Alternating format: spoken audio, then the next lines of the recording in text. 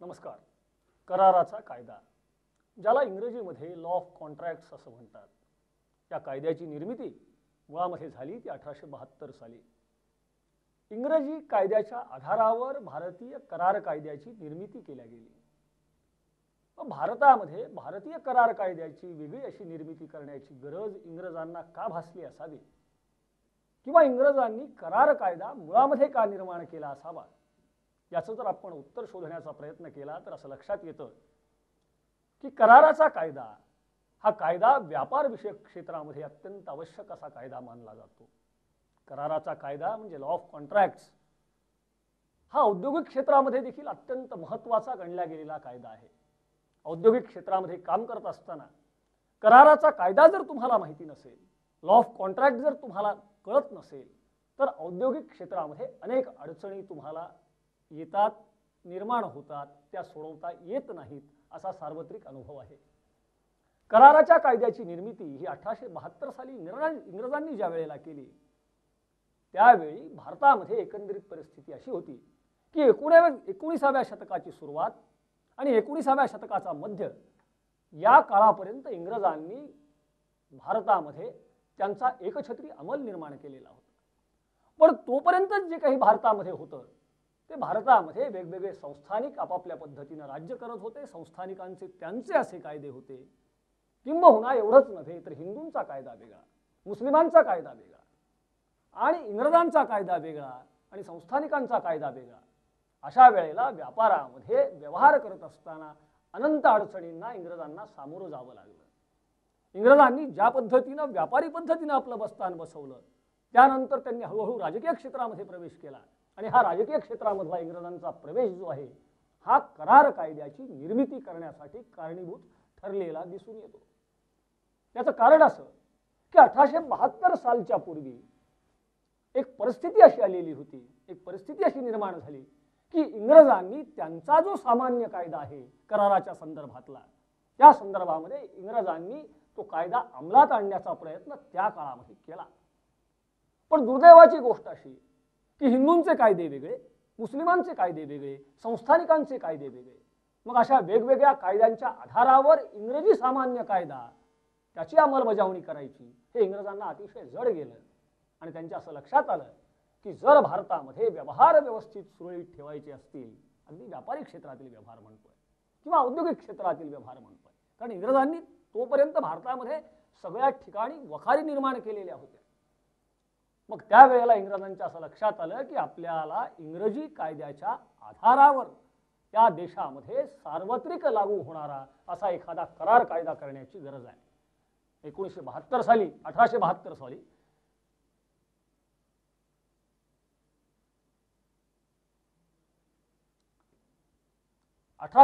साली इंग्रजांनी या कायद्याची निर्मिती केली. ती मुळात 1 सप्टेंबर 1872 रोजी.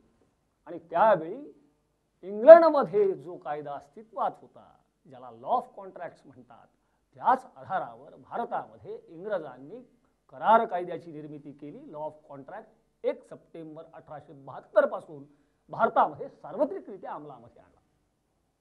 आणि तोच करार कायदा, ज्याचं वय आज 140 वर्षांचं आहे, तो करार कायदा आम्ही आजही त्या आधारावर आमच्या देशातील व्यापारी आणि औद्योगिक व्यवहार त्याच आधारावर आम्ही करतो. 1872 साली ज्या वेळेला इंग्रजांनी 1 सप्टेंबरला हा कायदा अस्तित्वात आणला, त्याच्यानंतर भारताला स्वातंत्र्य 1947 साली मिळालं.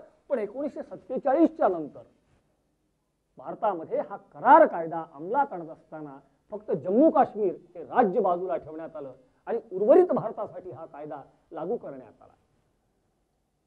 भारतामध्ये मग या कायद्याचे फायदे काय आहेत, करार कायदा अस्तित्वात आल्यानंतर बदल काय झाले, औद्योगिक क्षेत्रामध्ये कोणते मोठे बदल घडून आले किंवा व्यापारी क्षेत्रामध्ये कोणते मोठे बदल घडून आले, तर असं लक्षात येतं की भारतामध्ये सुरळीत पद्धतीनं, सुसूत्र पद्धतीनं व्यापार, उदीन, औद्योगिक क्षेत्र जर चालायचं असेल तर करार कायद्याशिवाय ते चालवता येणार नाही किंवा ते चालणार नाही.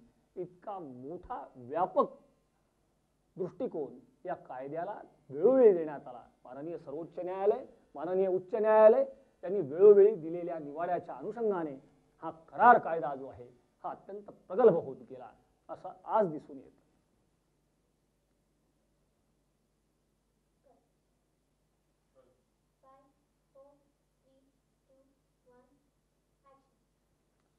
कायद्याचं क्षेत्र कोणतं असावं?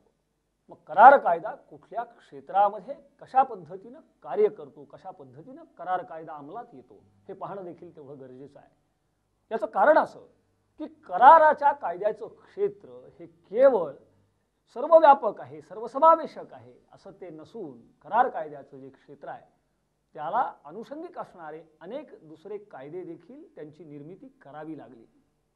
मग जमीन विक्री व्यवहारासंदर्भातला कायदा असेल, तो कायदा जरीही करार क्षेत्राशी संबंधित असेल तरीही त्याचा वेगळा असा कायदा निर्माण केला गेला. किंवा विमा क्षेत्र असेल, मग हा विमा क्षेत्रातील कायदे देखील म्हणजे इन्शुरन्स क्षेत्रातील कायदे देखील हे करार कायद्याला अनुषंगिक असे कायदे आहेत. किंवा माल विक्री व्यवसायाचा कायदा आहे, हा कायदा देखील वेगळ्या पद्धतीने निर्माण करण्यात आला, पण त्याला आधार मात्र करार कायद्याचा होता. कॉन्ट्रॅक्ट ऍक्टच्या आधारावर हे सगळे कायदे निर्माण करण्यात आले.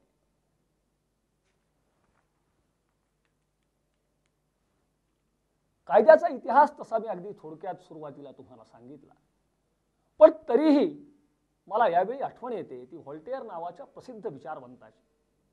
हा फ्रान्समधला विचारवंत त्या काळी सांगायचा की फ्रान्समध्ये प्रवास करताना जेवढे घोडे बदलावे लागतात तेवढे कायदे फ्रान्समध्ये बदलतात. भारतामध्येही कमी अधिक प्रमाणामध्ये अशीच परिस्थिती होती. संस्थानिकांचे कायदे वेगळे, हिंदूंचे कायदे वेगळे, मुस्लिमांचे कायदे वेगळे आणि इंग्रजांनी भारतामध्ये एकछत्री अंमल निर्माण केल्यानंतर निर्माण झालेले कायदे वेगळे. मग या सगळ्या कायद्यांना एकत्रित पद्धतीनं सुसूत्र पद्धतीनं आणून 1872 साली हा कराराचा कायदा अंमलात आला.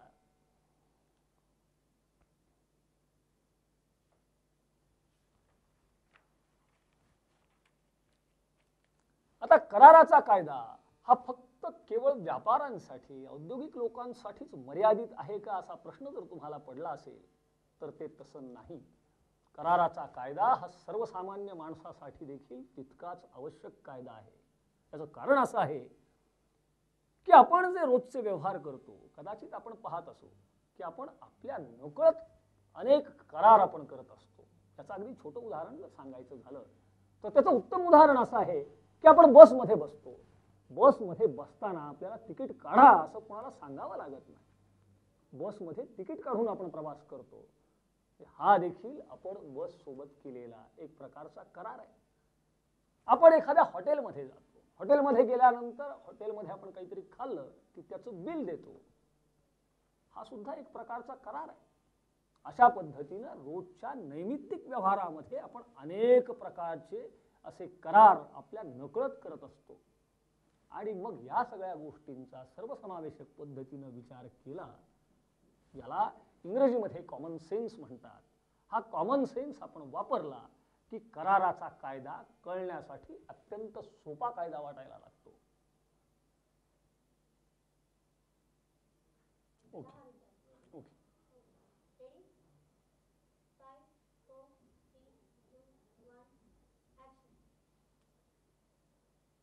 कायद्याची जाणीव.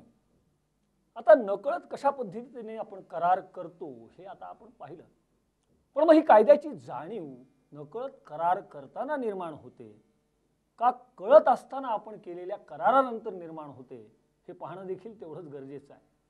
लक्षात घ्या की हे जे नकळत करणारे आपण करार आहे त्या करारामध्ये जसं मी उदाहरण सांगितलं की बसमध्ये जाताना आपण तिकीट काढतो, हे अगदी सहज पद्धतीनं घडलेला हा करार आहे. हॉटेलमध्ये गेलो, बिल दिलं, हा देखील अगदी नकळत झालेला करार आहे.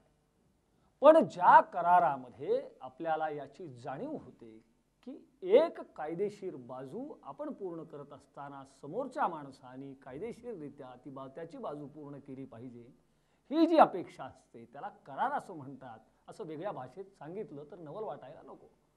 मग ज्या वेळेला हे जाणवतं की आपण आपली कायदेशीर बाजू पूर्ण केलेली आहे पण समोरचा माणूस त्याची कायदेशीर बाजू पूर्ण करत नाही, त्यावेळेला असं लक्षात येतं की हा करार जो आपल्यामध्ये झालेला आहे, ज्याला आपण फार तर अलिखित करार म्हणूया, हा अलिखित करार समोरच्या व्यक्तीकडून मोडला गेला आहे. मग या गोष्टीची ज्या वेळेला जाणीव होते त्यावेळेला मग करार कायद्याचा जन्म तिथं होतो आणि मग खऱ्या अर्थानं इंडियन कॉन्ट्रॅक्ट ऍक्ट किंवा ज्याला भारतीय करार कायदा म्हणू, या करार कायद्याच्या वस्तुस्थितीचा अभ्यास करावा, करार कायदा नेमका काय आहे हे समजून घ्यावं, ही जाणीव त्यावेळेला माणसाच्या मनामध्ये डोकावते. मग हे लक्षात आल्यानंतर दुसरीही महत्वाची बाजू अशी की आपल्याला करार कायदा जर कळायचा असेल तर करार कायदा कळण्यासाठी आपल्याला करार म्हणजे नेमकं काय हे समजून घ्यावं लागेल. मग कराराची व्याख्या कायद्यामध्ये काय दिलेली आहे, कायद्याच्या कोणत्या कलमा अंतर्गत करार याची व्याख्या दिलेली आहे हे पाहणं देखील तेवढंच गरजेचं आहे. भारतीय करार कायद्याच्या कलम 2H प्रमाणे कराराच्या वेगवेगळ्या व्याख्या दिलेल्या आहेत. मग कराराची नेमकी व्याख्या काय, कराराची एकच व्याख्या का दिली नाही, याचं कारण असं की एकाच व्याख्येमध्ये